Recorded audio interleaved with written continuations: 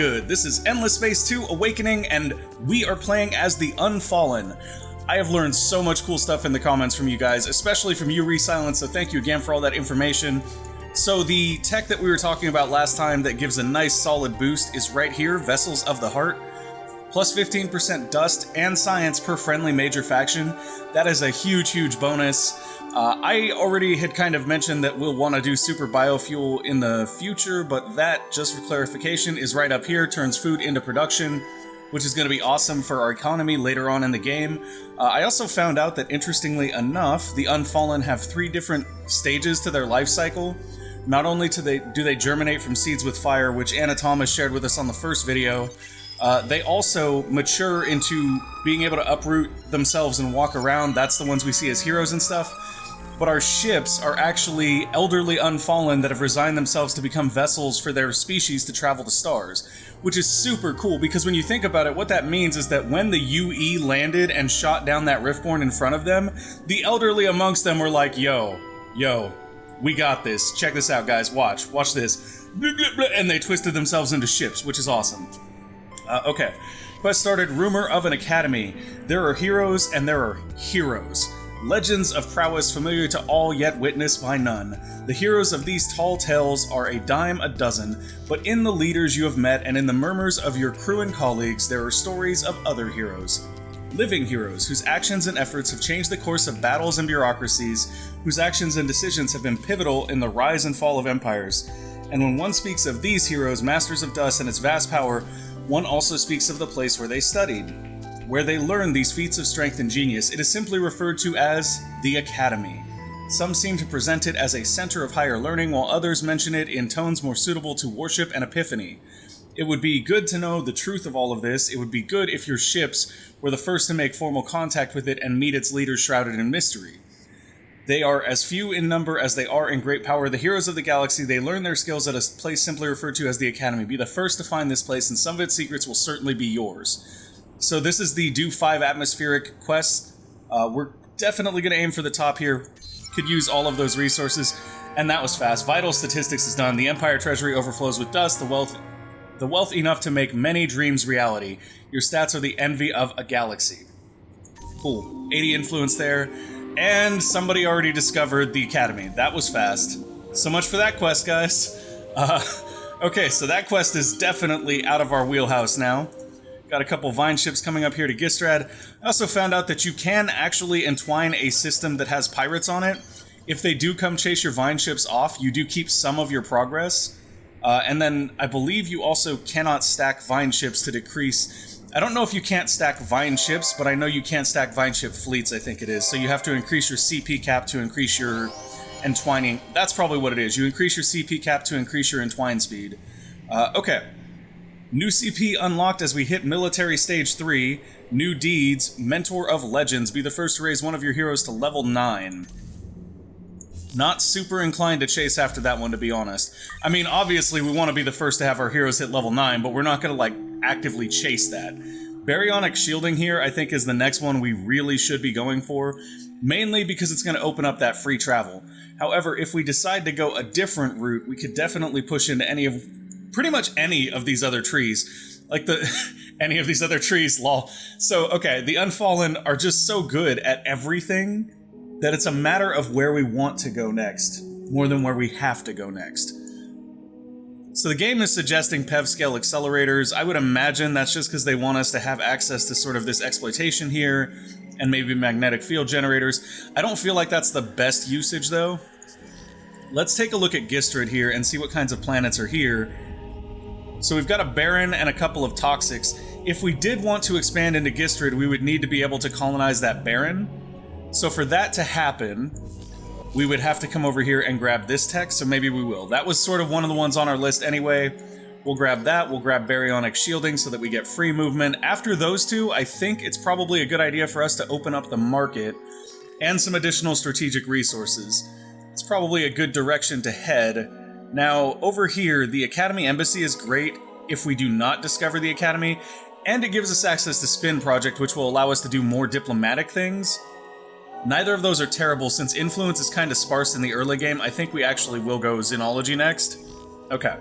We got a couple of techs planned out, that's all we really need, and now we have the ability to use ground tanks, which we're going to go set up right away.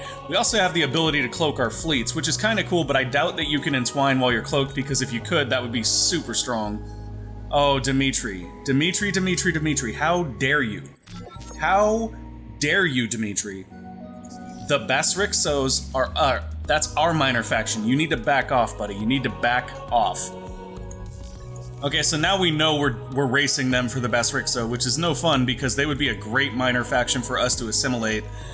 I believe in order to assimilate them, though, we're going to have to make sure that we entwine our way out there. So that is our #1 priority here. Let's get our vine ships going. Entwining is going to take 4 turns here. When this next ship bumps up over here, though, that might actually speed that up. I'm going to go ahead and take vine ships, or set the vine ships to entwine now. We do perhaps want to come take these pirates out with our fleet, mainly just to keep our vine ships safe. So let's merge these two up. We are way under. We could go with a much, much larger fleet here and send it on out here. What are you? You are a Hisho ship. Okay, so the Hisho are nearby as well. It may make sense for us to come entwine that too, but that'll be a little bit later. I think right now our goal should be to get these buildings done here and get Endless Research Park going. Are we still safe on that, or did somebody else start? Nobody else has started yet, so we do want to get that going. Right now, it's 11 turns out. If we bump it up here, it's 7. But we definitely need another planet first. Let's do that. Let's do that, just because I don't want to miss that wonder. That is such a huge wonder early on. Possess 2 anomalies in your empire. We should have that already, I think. 1. And isn't there one on our home system? There is, but we don't have it yet. We will in 2 turns. Okay. So we'll be moving our quest on in 2 turns, which is fine. Vining is going. Everything looks good. Let's end our turn here. The biggest issue right now is going to be producing more vine ships quickly. And that's definitely something we're going to want to push for. Be the first to have 8 planets colonized. Somebody else has already completed that. Probably the Cravers, I'm guessing. I have a request for you. Oh, do you? Let's see what they want. Yes. They want Hyperium. We actually have quite a bit of Hyperium. Let's give them 5 units. Actually, we'll give them 6. We'll give them 6 units to start out with. Spear of Isyander, definitely one of the most valuable things that we can get here. Master of Dust is okay. Vault Keeper is okay. Spear is probably the best. This is. We go for Spear for sure. Lunar Baraxis, or Lunabarxis? Lunabarxis, that's the correct pronunciation, has leveled up. We are using that hero as a Seeker, which means we're going to want to get fleet bonuses here. That's nice. Fleet health is good. We'll go with that. Okay, so you are done. You are done. Empire Development Tier 3 has been unlocked, which gives us improved commercial drives and developing Empire laws, which is 1 more law slot.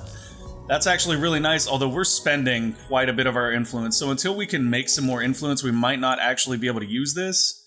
Yeah, so that's going to put us at -2 influence per turn.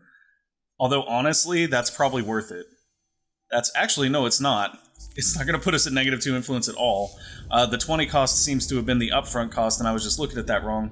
Either way, I don't really care. The fact that we can run that law in addition is going to speed up all of these things, which is lovely. Just lovely. Adaptive Bureaucracies is finished, so now we can build Denark University. We'll probably build that in Sylphie here as soon as we have finished all the other things going on there. We do have that wonder in progress right now, which is a much bigger priority. And this is down to 3 turns with 3 vine ships here. I think we're going to come in here and put out another vine ship just to speed this up even more. Oof, look at the time on that. That is insane. That is a very long build. Okay, we're not. I thought we were going to do that, but we're not. We don't have the production to do that right now. We can do another colony here, though, which we'll probably want to do right about there. When is our next growth? Our next growth is in 1 turn. That's already going to put us into this sort of expansion disapproval thing.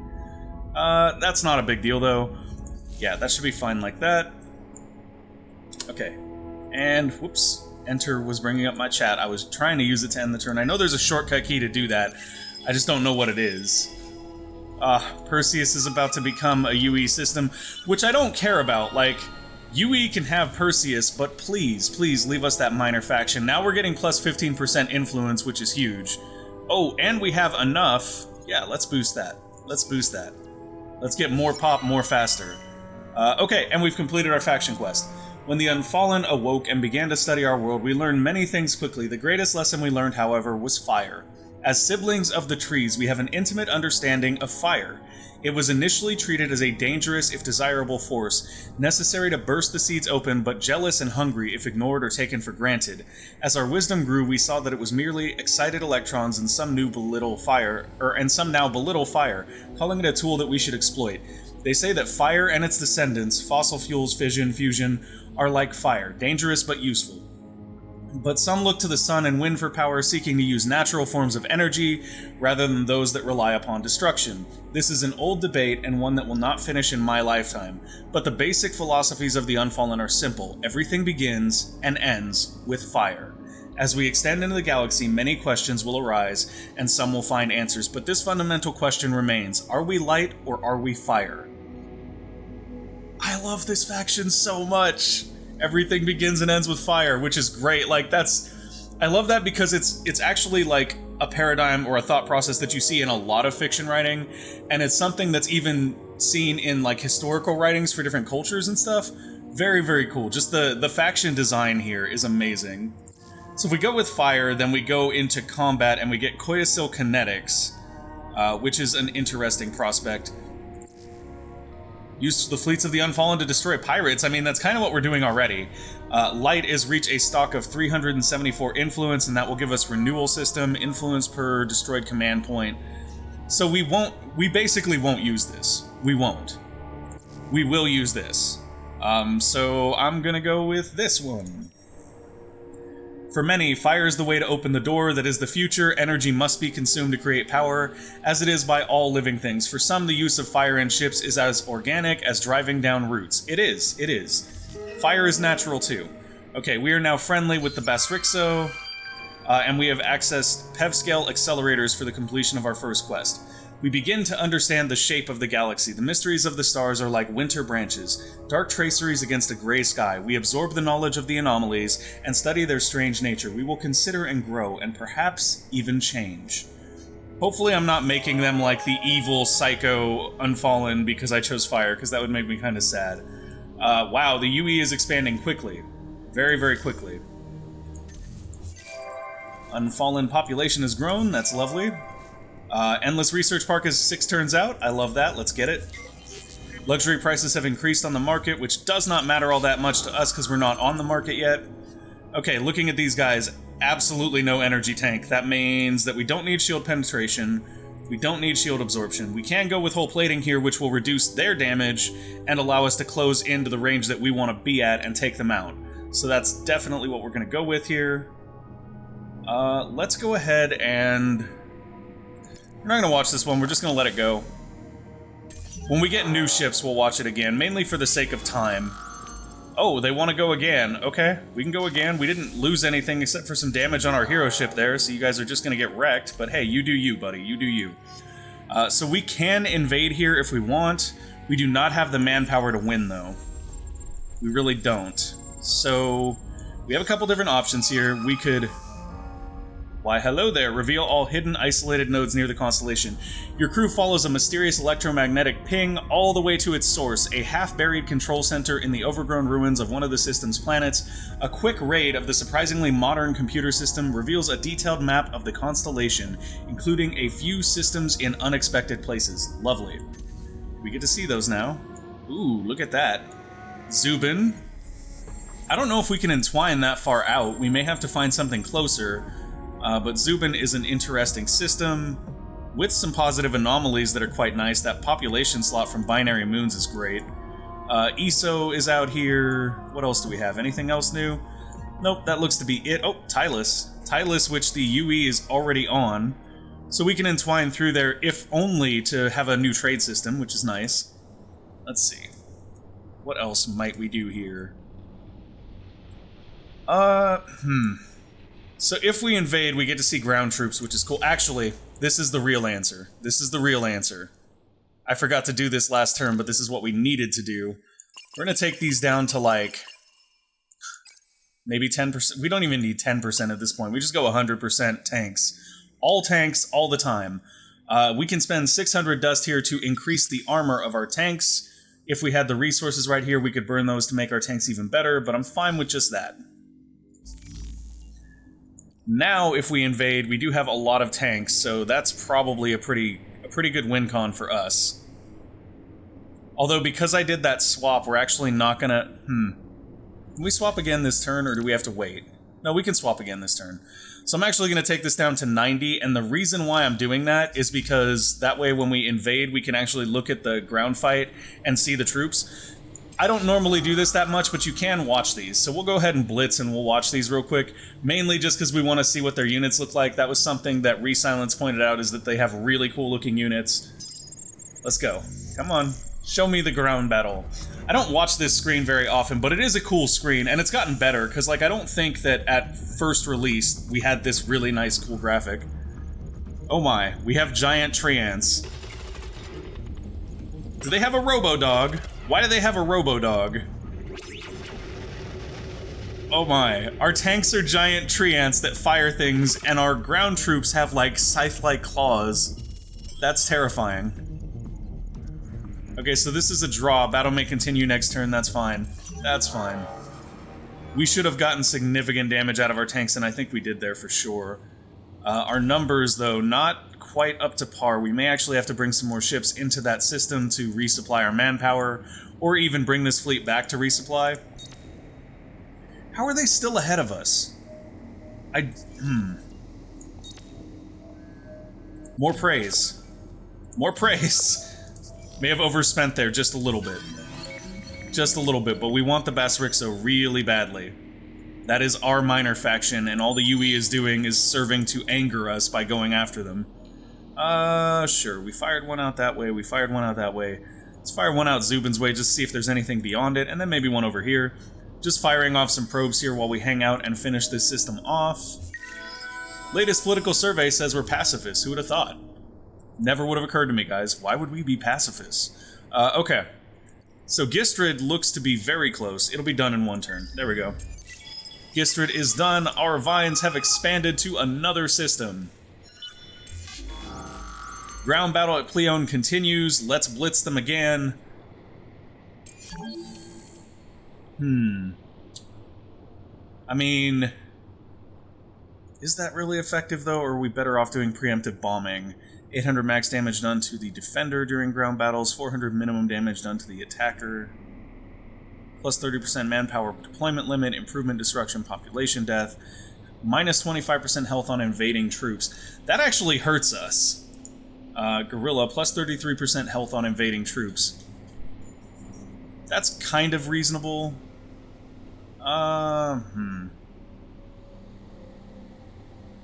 I mean, this is actually not bad here. We'll just go for that. And I'm not going to watch it this time. Minor victory, that's fine. We retained a lot more manpower that time, and we now have the manpower advantage. Battle occurring on Pleone again. This will be interesting because now we are actually down on manpower, but it doesn't matter all that much. Decisive victory here, quite nice. Alright, that's good. Unfallen population continues to rise. Baryonic shielding is done, which means we now have access to piggybacking, even more curiosity scanning, warp drives, and of course colonizing savannas. New luxury resource, Red Sang discovered. So Red Sang is normally not great, but for us, since we're planning on turning food into production anyway, and we already generate copious amounts of foods, copious amounts of food, it's actually a pretty decent bonus, I think. Vine ships, you're coming up here. Go, go, go, go, go. That's not a pirate fleet, is it? Oh boy, that's a pirate fleet. Okay, so you guys need to go here first. We're gonna have to abandon our invasion here if we want to save our Vine fleet. Yeah, that's just gonna have to happen. I was unaware that we had pirates hanging out here. Although they don't say that they're pirates, they're ships of an unknown empire. Interesting. Okay. Well, for right now, that's really the only option we have. Anything we can do up here to sort of get ourselves the edge. I wonder if we can, like, once you hit 100, I wonder if you can kind of peek over that. Even if we got selective migration here, that would work. But we don't have access to the marketplace just yet. We are working on that, though, right? Yes, we are. Okay, so if we can't get this minor faction, what we can do is give them 8 mushrooms there so that we can get a couple more. They're not mushrooms, obviously, but you guys know what I mean. I think it's blue cap mold.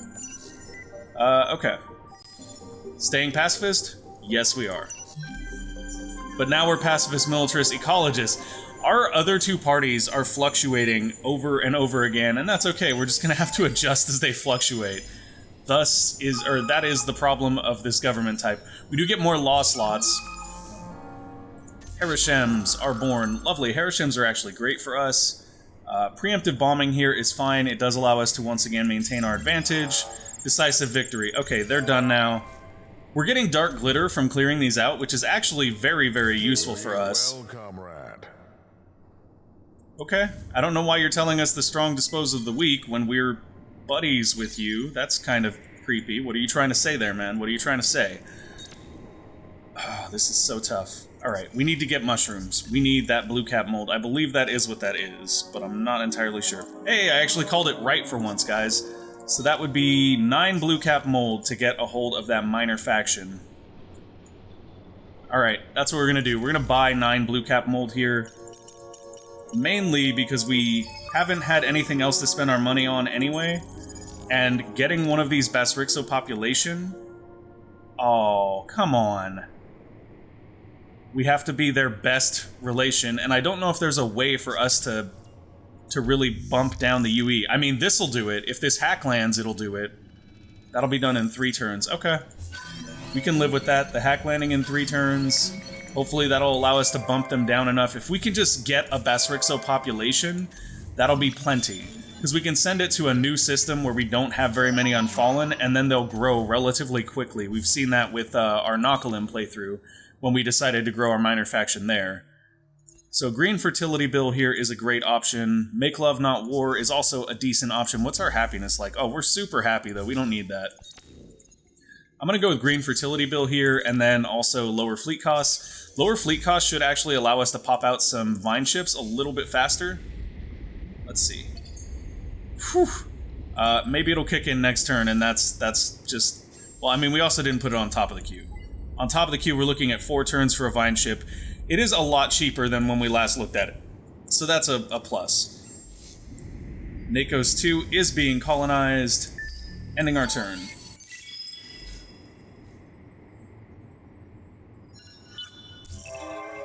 Objective achieved by the Arashi. Okay, they have 20 star systems. Okay, sorry about that, folks. Back now. Let's see. Hey, we're sovereigns of the Basrixo now, so now we can get them to send us a population real quick. There we go. Selective migration going to ensure that we do collect a population, even if the United Empire gets them as their minor faction, it'll be fine now. Lovely, lovely, lovely. We can use hull plating here to get a massive advantage. We should just wipe them out at this point. Yeah. Very, very easy clear there.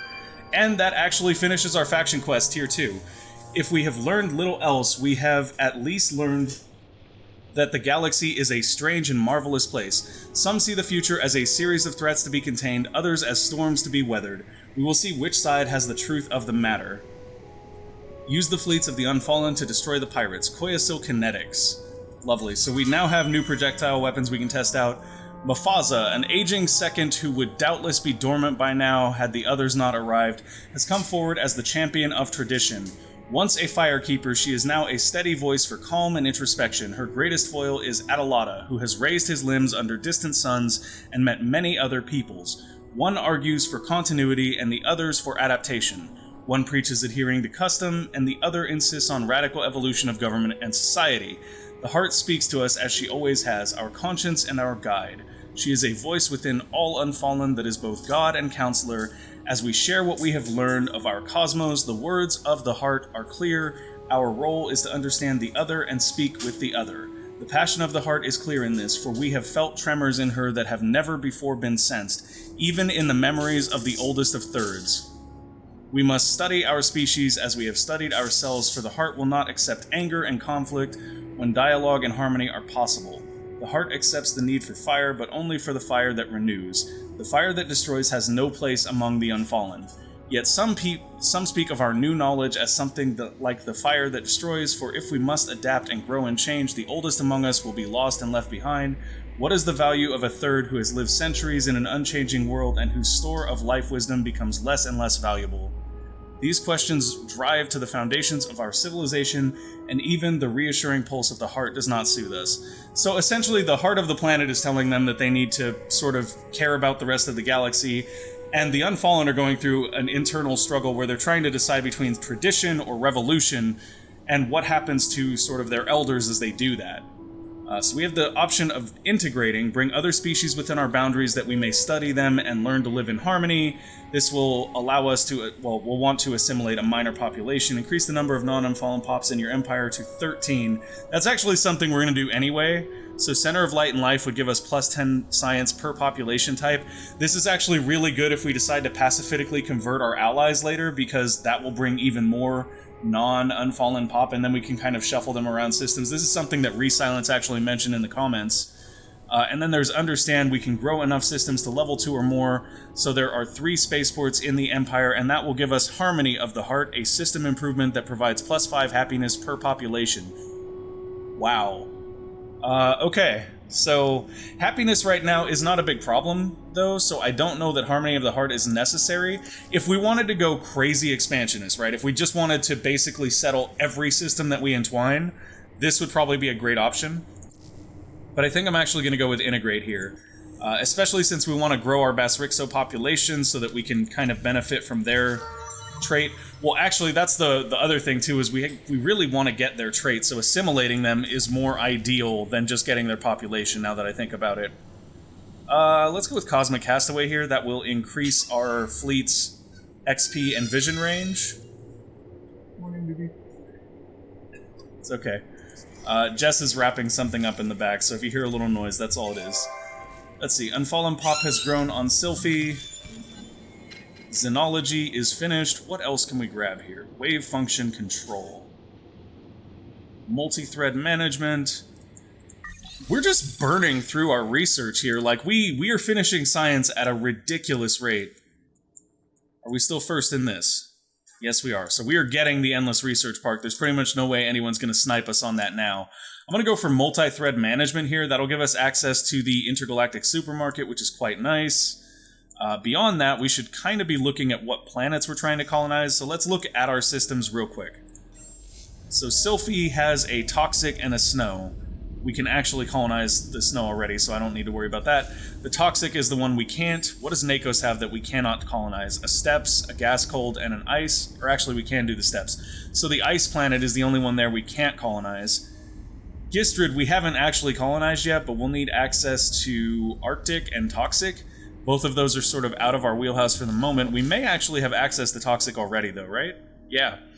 Okay, so we can go here and get Toxic, and we'll also get the benefit of more diplomatic options, and Prayer, which is improves the action to influence election results. That's not really necessary with our government type. As long as we stay pacifist, we don't really care what the other ones are. We just kind of roll with that. We could influence it, but there's really no need. We are a democracy, which does give us additional slots and stuff, and it lowers our law upkeep, which is nice. Reduced by minus 50% influence cost to pass a new law. That's also very nice. Okay, so I think that's fine. Spin Project is now an option, and we should probably put that on all of our planets, or Exoscience in the right system. So for this one, Exoscience is actually better. The one reason I tend to go with Spin Project anyway in most cases is because Spin Project is the only way to generate influence early on, like other than some very expensive buildings. So here, because it's not a cold, we're just going to go Spin Project. Perfect. Okay. Now we'll check out Nakos and see what we have here. This is a step, so they're getting a Spin Project. And then we haven't colonized the second planet there yet, but we will soon. Gistrid, we could make our third system, although honestly, it's not a super appealing system. We're not seeing a whole bunch of stuff there that we'd like to have. However, we also haven't really explored as much as we could. So we have an explorer ship that should be out there kind of buzzing around, right? Or did we lose that? Or did we never actually make one? I don't know if we actually made an explorer ship. Oh, we did lose one ship here somewhere along the way. We didn't actually make an explorer ship yet, but we do kind of need a ship to start scanning our systems, so let's go in and make a scanner real quick. And we'll do that with this Heart-class exploration ship. We'll call it the Scanner. And all we really care about on this one is having probes. Even movement speed here is not a huge deal. We really just want to pop them out and be able to scan a couple of our systems, and they'll move a little bit faster anyway because we'll be going along star lanes for the most part. So let's go ahead and pop out one scanner right here as quickly as we can. We'll have that next turn. That's perfect. That'll allow us just to scan down the extra anomalies in our systems and make sure we're getting the most value that we can out of those systems. Let's scan this one down, and we should actually see what the assimilation cost is for the Basrixo here, because we would very, very much like to assimilate them before the United Empire gets them back in their good graces. It will cost us 109 influence to assimilate them. Why do we not have this option? Oh, because they have to be entwined first. They have to be entwined first. It's going to take us 3 turns to entwine this, so 6 turns to actually get up to the Basrixos and entwine them. That's not fun. Not a fan of that at all. But we'll have to do what we have to do. Unfortunately, though, folks, that is all the time we have for today. Thank you guys for watching. I hope you enjoyed the show. If you did, make sure to go ahead and give us a like or subscribe to the channel, and we will see you next time. Bye!